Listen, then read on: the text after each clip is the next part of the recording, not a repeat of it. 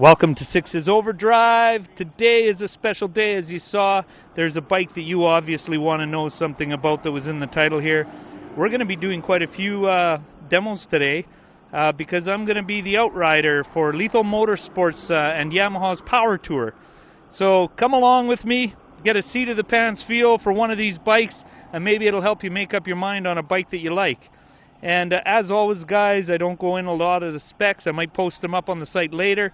But this is just getting a first impression on what the bike feels like. We're going to have fun today, all day. How can you get a better day than riding motorbikes all day long? Anyway, guys, stay tuned to this. Remember to share, like, comment, and subscribe. We're going to get on one of these bikes after the music.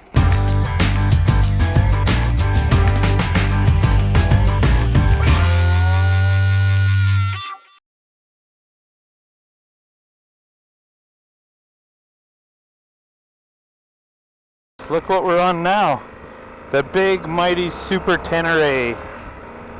Now this bike, guys, is pretty cool. It gets you into a super sport touring adventure bike. So this thing here will gobble up highway miles like nobody's business. 2 drive modes in it, electronic ABS, and a whole nother host of features. So yeah, I gotta be an outrigger here, guys, but we'll wait till the till this last car is gone here, and then we'll just pull in here.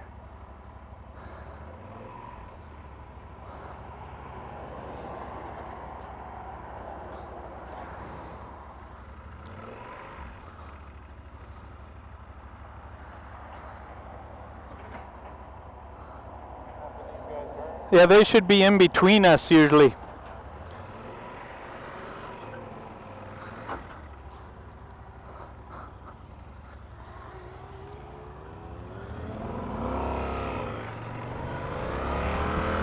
Okay, guys, look at this thing go. We're in sport mode right now, so that's fun.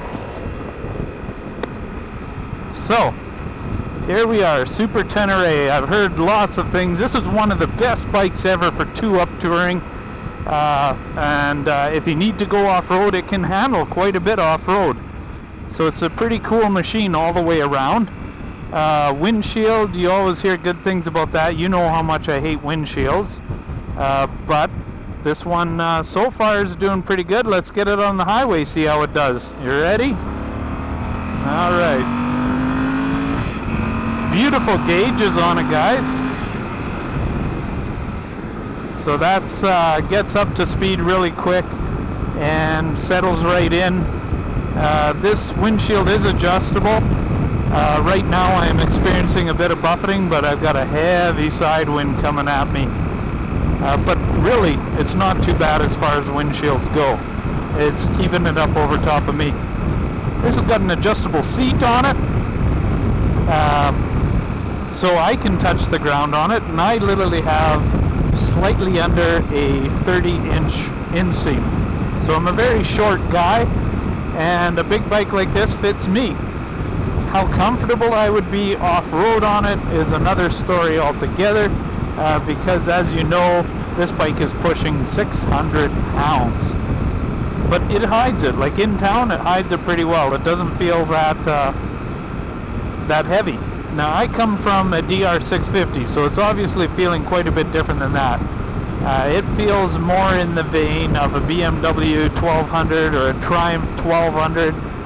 KTM's 1190 seems to be a little more athletic to me than this one, but this one is super comfortable. Man, the seat in it, I could just melt into this seat.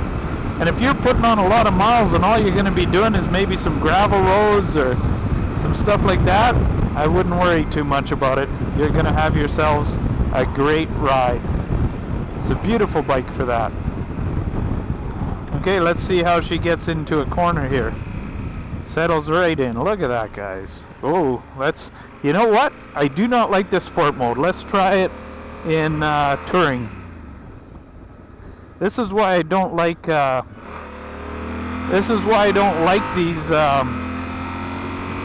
modes. I tend I find they never get it right. I would rather have them get immaculate fueling right off the assembly line and just go for standard and put some traction control in it, and maybe a rain mode to decrease the throttle for some people that are a little bit worried about abrupt throttle.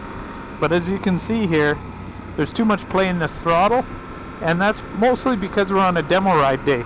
Guys, if you ever get that at your dealership when you buy the bike, ask them to address that issue. There shouldn't be play like this where you're not doing anything with your throttle. It should be a lot more very, very slack. There should be very little slack, I'm saying, in your throttle play there. Otherwise, it's very jerky in the corners, right? But the thing stays really planted in the corners. You just don't want to. You just don't want to be in that sport mode unless you've got that throttle all adjusted up. Look at that, soaks up the bumps. These roads aren't perfect, guys. They're very kind of back roadish. So when you see me riding on this and the bike is barely moving, it's very smooth. It's very planted. You could really do some canyon carving with this, and I'm gonna give it a recommending for gravel and everything else. It's very compliant. The suspension is very nice. Okay, should we test out the cruise control? It's got that too. If I can figure out how to make it work. Oh, there's the button at the bottom. This is the bad part, is trying to figure this thing out while you're driving. Alright, let's go set. Boom, there it is, guys. See, nothing on there. We just got cruise control going at 85 kilometers an hour. We can touch it up. Another great thing we have is heated grips.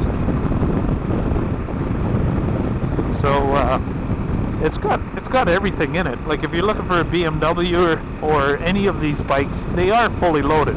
You get everything in them. You got hand guards on them, you got windshields, you got good lighting systems on them, adjustable suspensions, ABS, drive modes. They have it all. So, and this isn't even the ES model. There's still a model up from this that gives you quite a bit more in an option package.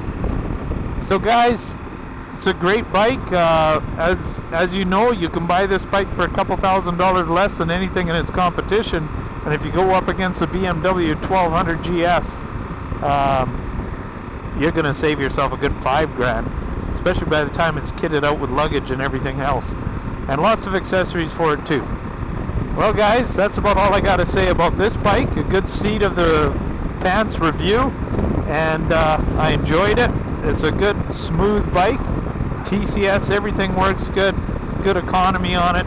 It seems like a top-notch bike. Remember to share, like, comment, and subscribe. This is Six's Overdrive, and I'm out of here.